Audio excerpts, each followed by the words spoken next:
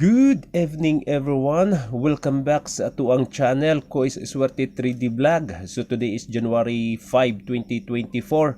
So proceed ta sa atuang Kois Best Pick karong 9 PM draw.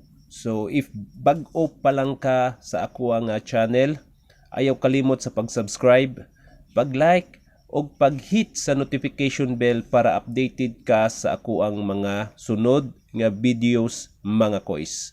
Okay, so ato ang sugdan ang ato ang pagpanghatag sa ato ang best pick karong alas 9 nga draw mga Kois. So January 5, 2024. So next nato nga ato ang kombinasyon diri mga Kois, no, na atay 6, okay? So take note mga Kois, no, 6, 2 og 3 mga Kois.